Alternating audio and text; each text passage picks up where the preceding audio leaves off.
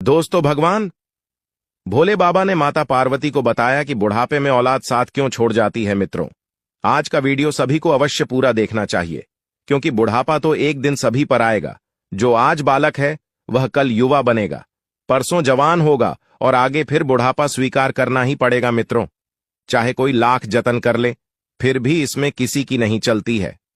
ऐसा नहीं है कि कोई व्यक्ति अधिक धनवान है तो वह कुछ रिश्वत दे देगा और बुढ़ापा उस पर असर नहीं करेगा। ऐसा नहीं है कि कोई बड़ा बहादुर है, लोग उससे डरते हैं तो बुढ़ापा भी उसके डर से उसके पास नहीं जाएगा।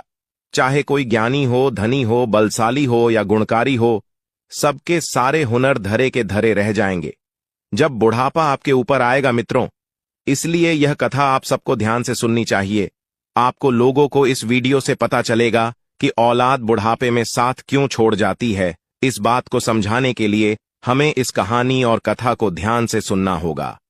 भगवान भोले बाबा माता पार्वती को कथा सुनना आरंभ करते हैं। कहते हैं, हे गौरी, प्राचीन काल की बात है।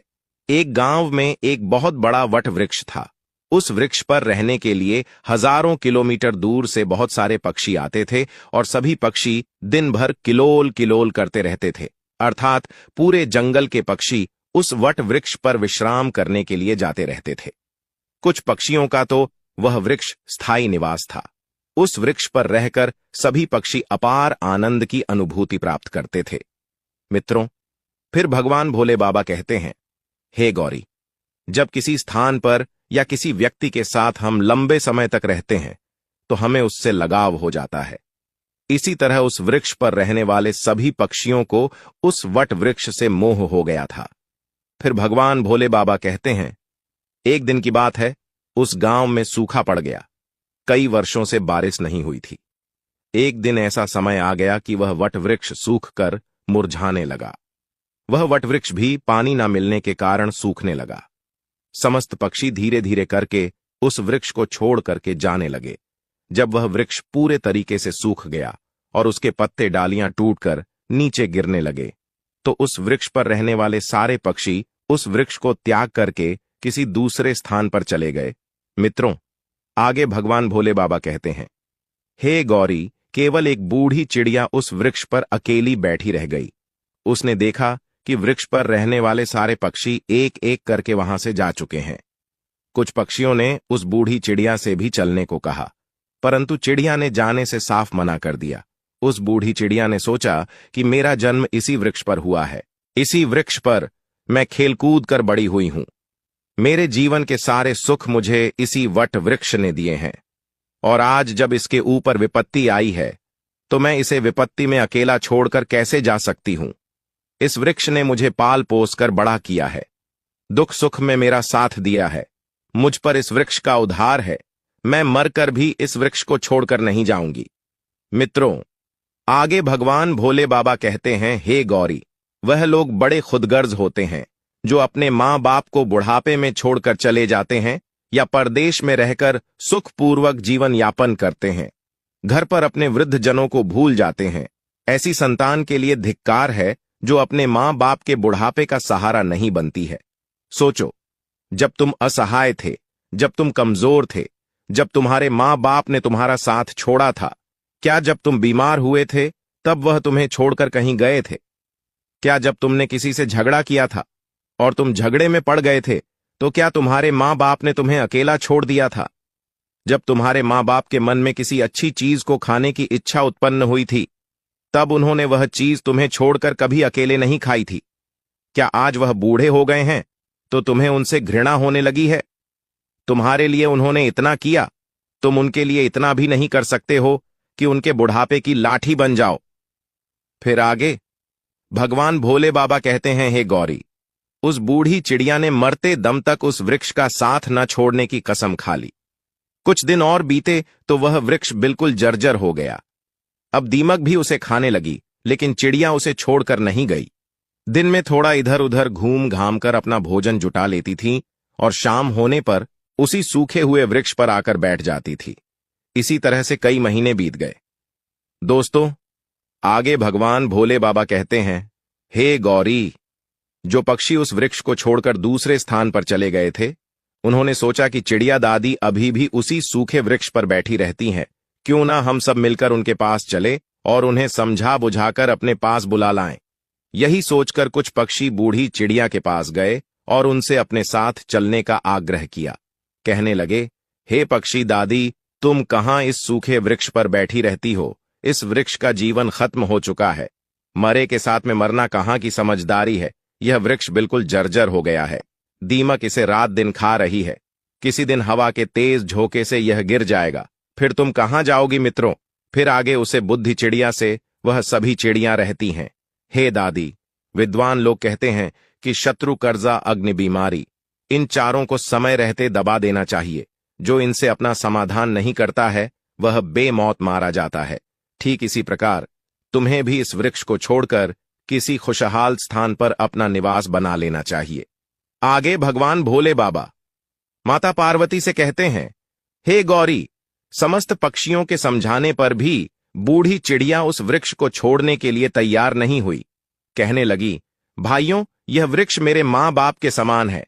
मेरे माता पिता मुझे जन्म देकर इसी वृक्ष पर मुझे छोड़कर चले गए थे। उनके जाने के बाद मैं इसी वृक्ष पर खेल कूद कर मैं बड़ी हुई हूं। जीवन के सारे सुख मैंने इसी वृक्ष पर पाए हैं। बचपन से लेकर बुढ़ापे तक का सफर मैंने इसी वृक्ष पर व्यतीत किया है।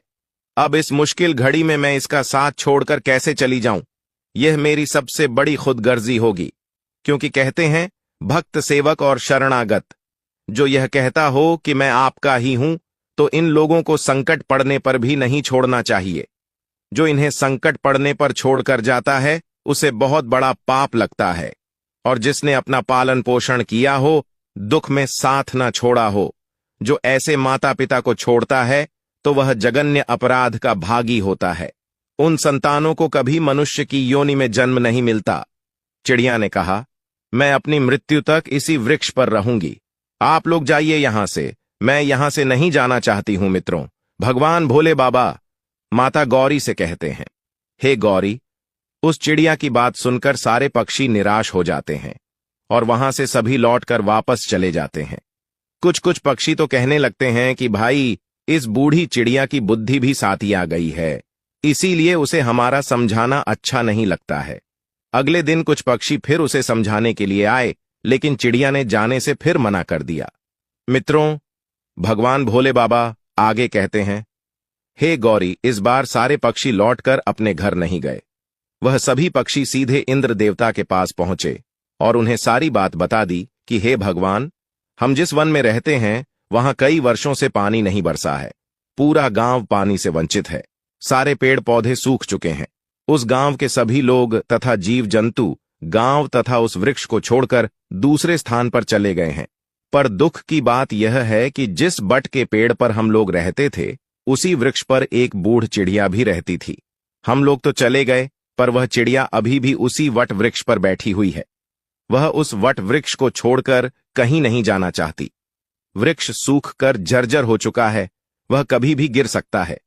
हम लोग उन्हें समझाने गए थे, पर वह फिर भी उस वृक्ष को छोड़ने के लिए तैयार नहीं हुई। वह कह रही थी कि मरते दम तक मैं इस वृक्ष का साथ नहीं छोड़ूंगी। इसीलिए हे भगवान, आप स्वयं चलकर उन्हें समझा दीजिए, शायद वह आपका कहना मान जाए। दोस्तों, फिर भगवान भोले बाबा कहते हैं, हे गौरी, उन पक्षियों के निवेदन को इंद्रदेव ने स्वीकार कर लिया और इंद्रदेव उन पक्षियों के साथ उस गांव में जाकर उस बूढ़ी चिड़िया को समझाने लगते हैं। इंद्रदेव कहते हैं, हे चिड़िया रानी, मैं इंद्रदेव तुम्हें समझाने आया हूं। यह वृक्ष बहुत ही ज्यादा जर्जर स्थिति में पहुंच गया है। इस पर छाया के लिए एक भी सूखा पत्ता नहीं बचा है और आप भी बहुत बूढ़ी हो चुकी हो। किसी दिन यह वृक्ष गिर गया तो आपकी मृत्यु हो सकती है। इसलिए इस वृक्ष को छोड़कर किसी सुरक्षित स्थान पर चली जाइए। दोस्तों, आगे भोले बाबा कहते हैं, हे गौरी, इंद्र की बात सुनकर चिड़िया कहने लगी, हे भगवान, एक बात बताओ। जब मेरा जन्म हुआ था तो मेरे माता पिता मुझे इसी वृक्ष पर छोड़कर स्वर्ग सिद्धार गए थे। मैं जब असहाय थी तो मुझे इसी वृक्ष ने पाल पोस कर बड़ा किया। मैं इसी पर खेली कूदी हूं। इसी पर रहकर मैंने सारे सुख उठाए हैं। इसी वृक्ष पर रहते रहते मैं बूढ़ी हो गई। मेरा पूरा जीवन इसी वृक्ष की छाव में बीता है। आज जब इस वृक्ष पर विपत्ति आ गई तो मैं इसे छोड़कर कैसे चली जाऊं? अक्सर लोग यही करते हैं कि विपत्ति आने पर या गरीबी में अपने रिश्तेदार, भाई, बंधु, सगे संबंधी छोड़कर चले जाते हैं। मैं उन मतलबी लोगों की तरह नहीं हूं। मैं मरते दम तक, आखिरी सांस तक अपने माता पिता के तुल्य इस वृक्ष का साथ निभाऊंगी। आगे भगवान भोले बाबा माता पार्वती से कहते हैं, हे गौरी, उस चिड़िया का ऐसा अद्भुत प्रेम देखकर इंद्रदेव बहुत प्रसन्न हो जाते हैं। कहते हैं, हे चिड़िया रानी, मैं तुम्हें वरदान देना चाहता हूं, बताओ तुम्हें क्या चाहिए? तब चिड़िया कहती है, भगवान, यदि देना चाहते हो तो मुझे कोई वरदान नहीं चाहिए। इस वट वृक्ष को वरदान दे दीजिए ताकि यह हरा भरा हो जाए, इसकी आयु बढ़ जाए। मैं तो वैसे भी बूढ़ हो चुकी हूं, थोड़े बहुत दिन का जीवन और शेष बचा है। मेरे बाद इस वृक्ष की छाया में हजारों पक्षी सुखी रहेंगे। सबका भला होगा तो मुझे भी खुशी होगी। आगे भगवान भोले बाबा कहते हैं, हे गौरी, उस चिड़िया की बात सुनकर इंद्रदेव ने उस वृक्ष को फिर से हरा भरा बना दिया और पूरे गांव में पानी बरसा दिया। उस गांव के सारे पेड़ पौधे फिर से हरे भरे हो गए। चारों तरफ हरियाली छा गई। जो मनुष्य तथा जीव जंतु, पशु पक्षी उस गांव को छोड़कर चले गए थे, वह फिर से उसी गांव में लौट आए और सारे लोग फिर से अपनी खेती बाड़ी करने लगे। फिर से खेतों में हरियाली छा गई और सारे पक्षी उसी वट वृक्ष पर आकर रहने इस गांव के लोग और सभी पक्षी उस बूढ़ी चिड़िया दादी की खूब सेवा करने लगे।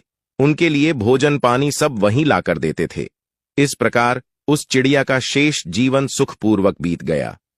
मित्रों, आगे भगवान भोले बाबा कहते हैं, हे गौरी, इस कथा से मनुष्य को यह सीख लेनी चाहिए कि अपनों का बुरे वक्त में कभी साथ नहीं छोड़ना चाहिए। खास करके जिसने आपको जन्म दिया है, उस माँ का और पालन पोषण करने वाले उस पिता का जो आपके जीवन दाता है। आपको पाल पोस कर बड़ा करने में उन्होंने बहुत तकलीफ उठाई है। उनके बुढ़ापे में अगर आप सहारा नहीं बन पाए तो आपका यह जीवन किसी काम का नहीं होगा। मित्रों, इसीलिए बुढ़ापे में अपने माता पिता की सेवा सदैव करनी चाहिए, जिससे मृत्यु के बाद हमें ज्यादा दुखों का सामना नहीं करना पड़े। जो लोग अपने माता तथा पिता की सदैव सेवा करते हैं, वह जीवन में कभी गरीब नहीं होता है तथा अपने माता पिता के रहते हुए वह जीवन भर सुख की अनुभूति करता है। तो दोस्तों, इस प्रकार से भगवान भोले बाबा ने माता पार्वती को बताया बुढ़ापे में औलाद माता पिता का साथ क्यों छोड़ जाती है। उम्मीद करता हूं आप लोगों को यह कथा पसंद आई होगी। अगर आप लोगों को यह कथा पसंद आई हो तो वीडियो को लाइक जरूर करें